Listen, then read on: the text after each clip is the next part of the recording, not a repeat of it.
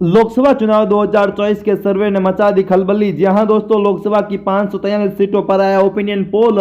दोस्तों, मायावती, अखिलेश यादव और अमित शाह कौन मार रहा है बाजी? इंडिया के प्रदेश की बात करें तो यहाँ पर अमित शाह है, जबकि इंडिया अलायंस की ओर से दोस्तों अखिलेश यादव और अन्य और नई दिल्ली के रूप में दोस्तों यहाँ पर मायावती दिखाई दे रही है। ऐसे में दोस्तों इस बार कौन कितनी सीटों पर जीत रहे हैं? लोकसभा चुनाव के समीकरण पूरी तरह से बदल चुके हैं। लोकसभा चुनाव अब काफी रोमांचक मोड़ पर पहुंच चुका है। जी हाँ दोस्तों, लोकसभा चुनाव में करीब अब 15 दिन, पहले चरण की 15 दिन का समय बचा और कहीं ना कहीं अब सियासी घमासान लगातार बढ़ता हुआ देखने को मिल रहा है। तो कौन कितनी सीटों पर जीतेगा, पूरी अपडेट दे रहे हैं। दमन और दीव की बात करें तो यहाँ पर एक लोकसभा की सीट आती है और यहाँ की एक लोकसभा सीट पर भारतीय जनता पार्टी का दबदबा देखने को मिला। दमन और दीव की लोकसभा सीट पर बीजेपी को यहाँ पर बड़ी सफलता मिलती हुई दिखाई दे रही है और कहीं ना कहीं यहाँ पर सियासी घमासान बीजेपी के पक्ष में हमें दिखाई दे रहा है। अगर सिक्किम की एक लोकसभा सीट की बात करें तो सिक्किम की एक लोकसभा सीट पर भारतीय जनता पार्टी का दबदबा देखने को मिल रहा है और यहाँ पर बीजेपी को अच्छी जीत हासिल होती हुई नजर आ रही है। अगर बात करेंगे नागालैंड की तो नागालैंड में एक लोकसभा की सीट आ रही है, इसलिए एक लोकसभा सीट पर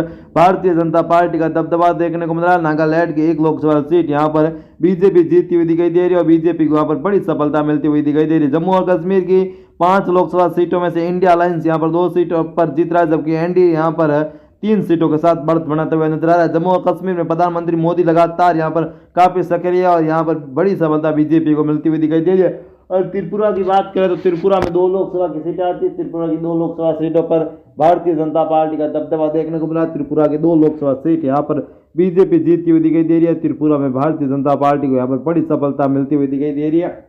जबकि अगर चंडीगढ़ की बात करें तो चंडीगढ़ में दोस्तों एक लोकसभा की सीट आ रही है। चंडीगढ़ की एक लोकसभा सीट पर बीजेपी को बड़ा बदलाव होता हुआ नजर आ रहा है। जी हाँ दोस्तों, यहाँ पर बीजेपी को काफी महत्वपूर्ण बदलाव होते हुए नजर आ रहा है और कहीं ना कहीं यहाँ पर बीजेपी यहाँ पर काफी मजबूती के साथ चुनावी मैदान में।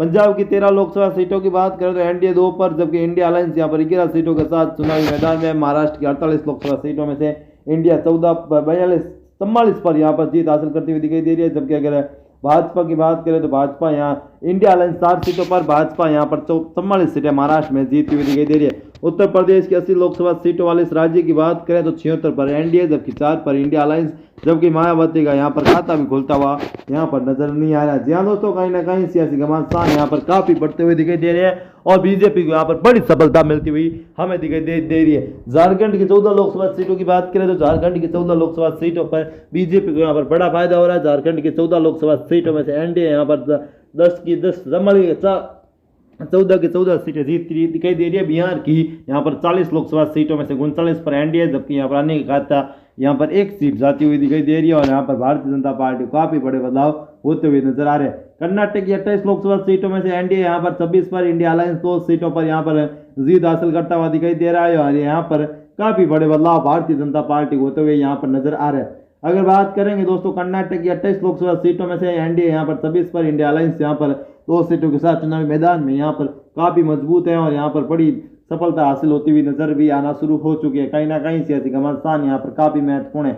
उड़ीसा की 21 लोकसभा सीटों में से 14 पर एनडीए, जबकि 7 पर अन्य की पार्टी यहाँ पर जीतती हुई दिखाई दे रही है। जबकि उड़ीसा यहाँ पर काफी महत्वपूर्ण विधानसभा चुनाव में यहाँ पर भाजपा को जबरदस्त फायदा हो रहा है। पश्चिम बंगाल की 42 लोकसभा सीटों में से 35 पर एनडीए, जबकि 7 पर टीएमसी यहाँ पर जीत हासिल करती हुई नजर आ रही है। यहाँ पर कांग्रेस और टीएमसी कोई गठबंधन नहीं है, ऐसे में दोस्तों टीएमसी इंडिया अलायंस से काफी दूर नजर आ रही है। अगर बात करेंगे फाइनल ओपिनियन पोल की तो फाइनल ओपिनियन पोल में इंडिया अलायंस यहाँ पर एनडीए 405 सीटें जीतता हुआ दिखाई दे रहा था। दोस्तों वीडियो कैसा लगा कमेंट करके जरूर बताएं। फिर मिलेंगे नए और फ्रेश वीडियो के साथ, तब तक के लिए जय हिंद।